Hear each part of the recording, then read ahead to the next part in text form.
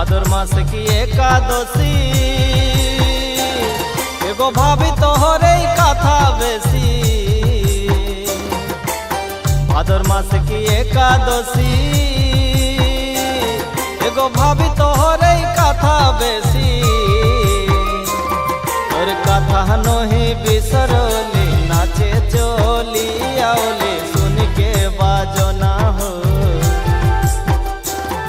और कथा नही बिसरली नाचे चली आवली सुन के बाजना हो, सुन के बाजना। धम समानोल बाजा सुन के गो मन के राजा। धम समानोल बाजा सुन के गो मन के राजा। करम साले गाओ अखोड़ा ही नाचब सुन के बासिया हो। करम साले गाओ अखोड़ा ही नाचब सुन के बासिया हो, सुन के बासिया।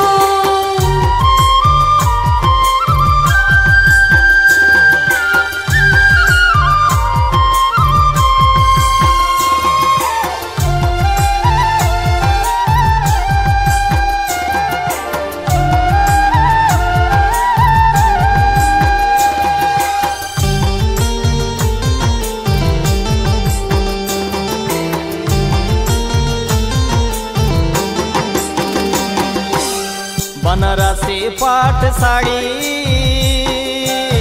एगो हाथ किंतिनी चूड़ी।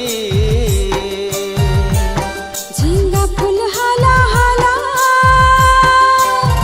एगो सालक फूल के माला।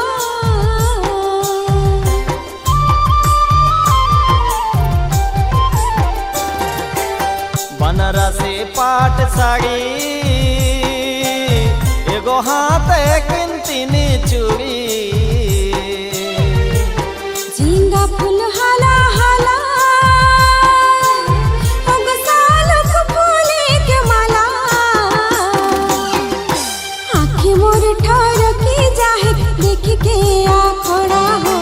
आँखी मोर ठरकी जाहे देख के आखड़ा। ओहो मोर हर गोहाय आँखी मोर ठरकी जाहे देख के आखड़ा हो। आँखी मोर ठरकी जाहे देख के आखड़ा, ओह देख के आखड़ा।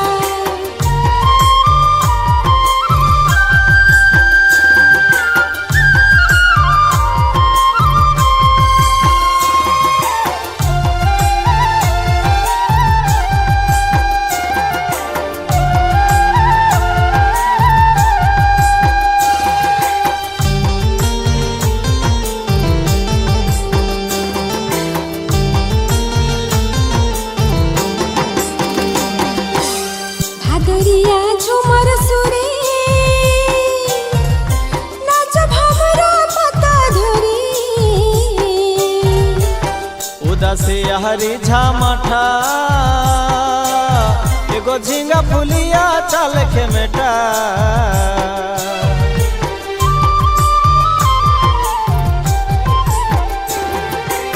भादरिया झूमर सुरे नाचब हमरा पता धरी। उदासी हरी झामठा एगो झींगा फुलिया चल के मेटा। सोंगे नहा चोपरानी सुन के बाजना हो। पाताई नाचब राजा सुन के बाजना। ओहो मोरी हर गोहाय सोंगे ना चोपरानी सुन के बाजना हो। पाताई ना चोपरानी सुन के बाजना। ओहो मोर हर गोहाय गात मोर सिहरी जाहे सुन के बाजना हो। तुलसी के मन निठहरे सुन के बाजना। चमके हिया मो सुन के बाजना हो। तुलसी के मन में ठहरे सुन के बाजना।